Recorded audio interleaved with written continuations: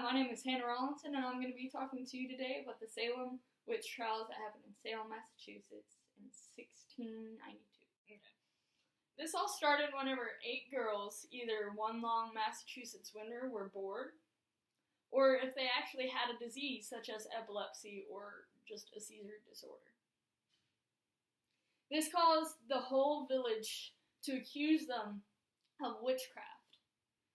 Whenever they accused them of witchcraft, the girls thought. And they thought, maybe we can accuse others of being witches. And this started a huge mass panic. Over 200 people were accused of being witches or doing witchcraft. So to determine if a person was a witch or doing witchcraft, they decided to do tests to determine if a person was, holy.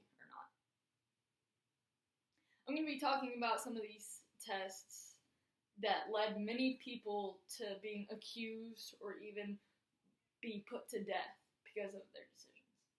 Some of these tests, like the swimming test, the prayer test, and the devil's mark. The swimming test was whenever the village decided to push the accused into the water, and if they floated, that means that the water rejected them, and so they were a witch. They were a witch. But if the water didn't and they sank, the villagers would try to help them out. But if they couldn't, that means they just killed an innocent, a non-witch. The prayer test was whenever the minister would go to your house and he would ask you to recite a verse from the Bible. So if you forgot part of the verse, or if you couldn't say a part of the verse, or you just didn't remember it at all, well, then you were a witch, obviously. And lastly, the devil's mark.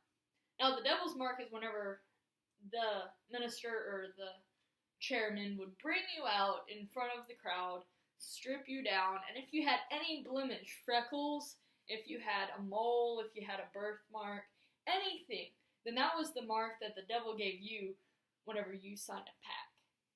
With those tests, they also did another test or a method, which was the pressure method, which is whenever one person would get the accused and put bricks or put giant rocks onto their chest, and they would have to accuse before they died. One man died because of this. Now, contrary to the belief that all witches were burned to the stake in Salem, none were burned. There's 22 people that died because of the accusations. 19 were hung. One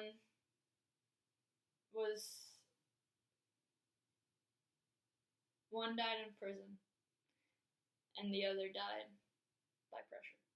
To give you an idea of what that would be like today, it's like 200 people out of a population of 2,000 people. Then, right? Yes. Okay. Then, that would be like 4,200 out of 42,000 people today. Whenever everything finally stopped and everyone came to their senses, they decided to have a day of prayer on January 15th, 1697, known as the Day of Humiliation to ask God forgiveness. In addition, in 1702, the trials were finally considered unlawful, and the victims were pardoned. 250 years later, Massachusetts formally apologized for the witch hunt. So to sum all this up, the Salem witch trials were about 8 girls that accused 200 people of being witches. 22 of them killed. And it finally ending with the apology in 17.